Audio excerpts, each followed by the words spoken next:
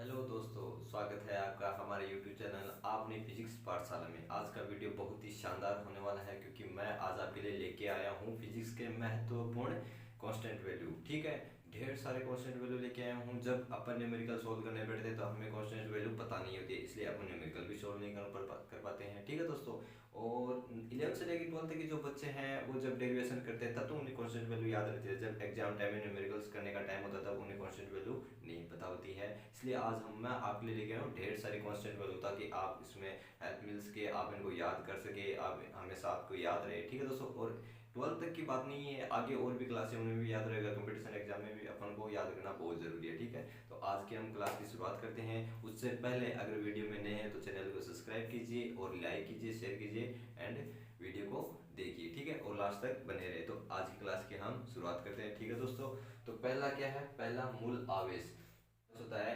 1.6 गुणा 10 की power minus 19 गुलाम। ठीक है, 1.6 गुणा 10 की पावर माइनस 19 गुलाम। और साथ ही देखिए बच्चों, मैं इंग्लिश और हिंदी दोनों में आपको बोलूंगा, आपको हैंडल करना है। ठीक है, तो 1.6 इंटू 10 की पावर माइनस 19 गुलाम होता है। ठीक है, गुलाम यहाँ पे आवेश का यूनिट होता है। ठीक है दोस्तों, आवेश का यूनिट होता है। अगला है इलेक्ट्रॉन पर आवेश। इलेक्ट्रॉन पर आवेश का वैल्यू होता है, आपको पता है इलेक्ट्रॉन हमेशा नेगेटिव होता है, इसलिए इसकी वैल्यू भी नेगेटिव में आएगी। तो नेगेटिव माइनस 1.6 गुणा 10 की पावर माइनस 19 गुलाम। ठीक है दोस्तों, माइनस 19 गुलाम। अगला है प्रोटॉन पर आवेश।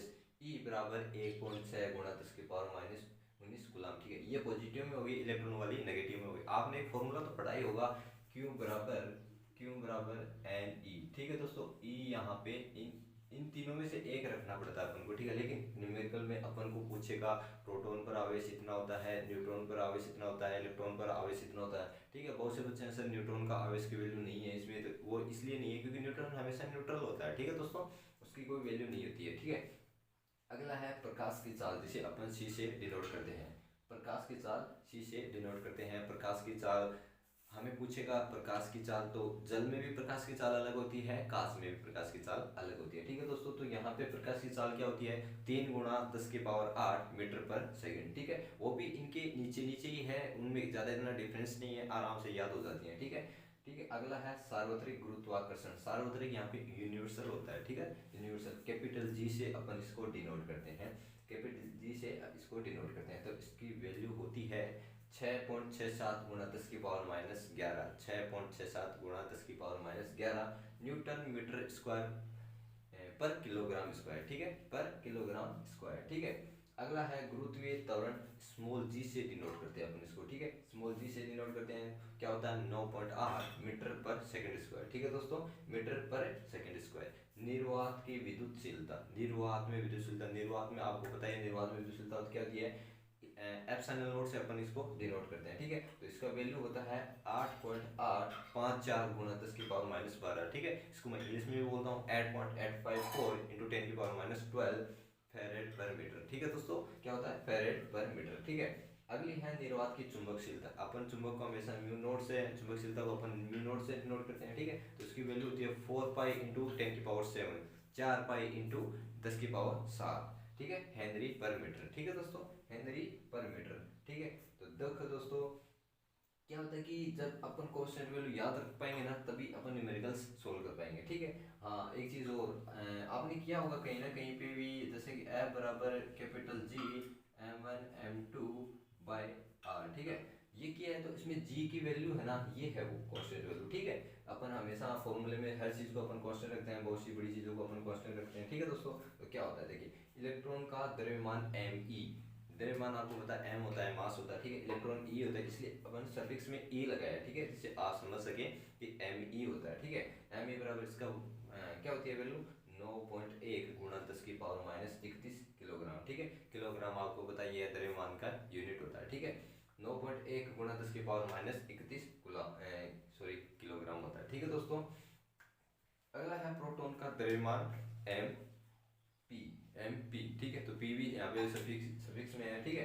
तो क्या होता है 6.67 गुणा 10 की पावर माइनस 27 किलोग्राम। ठीक है दोस्तों, तो 6.67 गुणा या इंटू 10 की पावर माइनस 27 किलोग्राम। ठीक है दोस्तों, किलोग्राम। अवोगाद्रो संख्या, अवोगाद्रो संख्या को अपन कैपिटल एन से डिनोट करते हैं। ठीक है, कैपिटल एन से डिनोट करते हैं, जिसकी वैल्यू होती है 6.02 गुणा 10⁻23, 6.02 इंटू 10⁻23 प्रति मोल। अब प्रति मोल आपको पता है, मैंने लिखा यहाँ पे प्रति मोल। ठीक है, प्रति मोल लिखने के बाद अपन इसको कैसे बोलते हैं, 1/मोल। ठीक है, 1/मोल बोलते हैं। ठीक है, अब इसको मैं ऊपर लेके जाऊंगा तो क्या होता है, मोल इनवर्स होता है। ठीक है दोस्तों, तो अपन इसको मोल इनवर्स भी बोलते हैं। तो इसकी वैल्यू क्या होगी, आपको कहीं भी मिल सकती है, थोड़ा सा चेंज मिलेगा, लेकिन मैंने प्रति मोल लिखा है। ठीक है, तो 6.02 इंटू 10⁻23 प्रति मोल या फिर मोल इनवर्स। ठीक है दोस्तों, अगला देखिए, अगला क्या है, वोल्टेज मान नियतांक केपी से अपन इसको डिनोट कर रहे हैं। ठीक है, तो इक्वल क्या होता है, 1.38 गुणा 10⁻23 जूल पर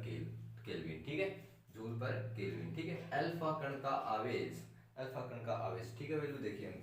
ठीक है दोस्तों, अल्फा कण का आवेश 3.2 गुणा 10⁻19 गुलाम। ठीक है, ये भी यहाँ पे भी आवेश के यूनिट गुलाम है। ठीक है, कांच का अपवर्तनांक, अपवर्तनांक को अपन एन से डिनोट करते हैं, स्मॉल एन से। ठीक है, तो जी यहाँ पे ग्लास है। ठीक है, तो ये सफिक्स मिल गया है जी। ठीक है, तो 3/2 या फिर मैंने इसको डिवाइड करके लिखा है 1/5। ठीक है, तो आप इसमें भाग दे सकते हैं और आगे सोल्व कर सकते हैं। ठीक है, जल का अपवर्तनांक NW। ठीक है, यहाँ पे भी सब्जेक्ट्स में वाटर लगाया मैंने। ठीक है, W। ठीक है, तो 4/3, इसका भी और वैल्यू होता है, आप कर सकते हो आगे। ठीक है, सिर्फ 4/3 कॉन्स्टेंट वैल्यू होती है। ठीक है, जल में प्रकाश का वेग या फिर जल में प्रकाश की चाल।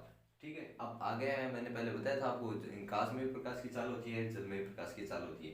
ठीक है, तो देखिए, जल में प्रकाश की चाल क्या होती है, 2.25 गुणा 10⁸ मीटर पर सेकंड। पावर सेम होती है, बस जो वैल्यू चेंज होनी है वो आगे पीछे यहीं पे होती है। ठीक है, तो ये है चेंज होने वाली 2.25 गुणा 10⁸ मीटर पर सेकंड। ठीक है, अगला देखिए, कांच में प्रकाश की चाल क्या होती है, कांच में प्रकाश की चाल दोस्तों क्या होती है, देखिए 2 गुणा 10⁸ मीटर पर सेकंड। ठीक है, कुछ भी चेंज नहीं है, मामूली सा है, 2 है, फिर 2.25 है, फिर उसके बाद 3 है। ठीक है, 3 वैल्यू है, कुछ ज़्यादा डिफरेंस नहीं है। ठीक है, इसलिए आप आराम से याद कर सकते हैं। उससे पहले एक बात और बता दूँ, हमें न्यूमेरिकल में पूछेगा अगला कि जल में प्रकाश की चाल क्या होती है, कांच में प्रकाश की चाल क्या होती है, या फिर निर्वात में, निर्वात में मतलब पहले बोला है निर्वात में प्रकाश की चाल क्या होती है, तो इसमें प्रकाश की चाल 3 गुणा 10⁸ होती है। ठीक है, प्लांक नियतांक मेरे दोस्तों बहुत ज़्यादा इंपॉर्टेंट है। इंपॉर्टेंट इसलिए है क्योंकि इसका ज़्यादातर यूज होता है, हर मतलब न्यूमेरिकल में आ ही जाता है कैसे न कैसे, इंपॉर्टेंट से इंपॉर्टेंट है। ठीक है, तो प्लांक नियतांक स्मॉल h से अपन इसको डिनोट करते हैं, तो इसकी वैल्यू होती है 6.63 गुणा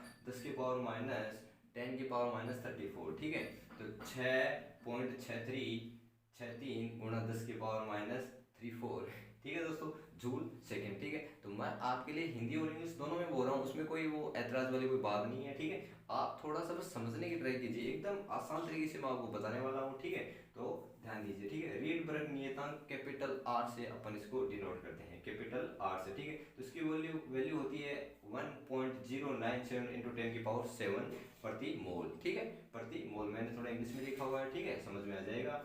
1.097 इंटू 10⁻7 अपन इसको बोल लें तो 1.097 गुणा 10⁻7 पर मोल होता है। ठीक है दोस्तों, अगला है कूलाम बल नियतांक। ठीक है, कूलाम बल नियतांक क्या होता है, 1/4πε0। ठीक है, इसका इकट्ठा मतलब इसका अकेले का वैल्यू ये होता है 9 गुणा 10⁻9 मतलब 9 गुणा 10⁻9 न्यूटन मीटर स्क्वायर पर केल्विन स्क्वायर। ठीक है दोस्तों, न्यूटन पर मीटर स्क्वायर पर केल्विन स्क्वायर। ठीक है दोस्तों, अगला है वायुमंडलीय दाब। वायुमंडलीय दाब क्या होता है, देखिए 1.01 गुणा 10⁵ न्यूटन पर मीटर स्क्वायर। ठीक है दोस्तों, तो 1.01 गुणा 10⁵ न्यूटन पर मीटर स्क्वायर। ठीक है, अगला है पाई। अब देखो, ये अगर वैल्यू किसी को भी नहीं आता है ना, तो आप फिजिक्स नहीं, कुछ भी पढ़ने के लायक नहीं है। ठीक है, अगर ये वैल्यू जिसे आती है वो सब कुछ कांस्टेंट वैल्यू वो भी पता होता है, और मतलब पता तो होता है कांस्टेंट वैल्यू क्या होती है, लेकिन उन्हें याद नहीं रह पाता कांस्टेंट वैल्यू। ठीक है, लेकिन पाई की जिनको नहीं आता उन्हें कांस्टेंट वैल्यू से कोई मतलब नहीं है, पढ़ाई से भी कोई मतलब नहीं है। ठीक है दोस्तों, तो पाई का क्या होता है 22/7, या फिर और बढ़ाया जाए, अगला पूछेगा अपन को न्यूमेरिकल में कि पाई की वैल्यू अपन को ये रखनी है, तो या तो 22/7 बोलेगा या फिर 3.14 बोलेगा। ठीक है दोस्तों, तो ठीक है, अगर कोई बच्चा अगर इसको लिख रहा है या फिर स्क्रीनशॉट लेना चाहता है तो ले सकता है। मैं 1 सेकंड के लिए थोड़ा सा साइड होऊंगा। ठीक है दोस्तों, तो आप ले सकते हैं स्क्रीनशॉट।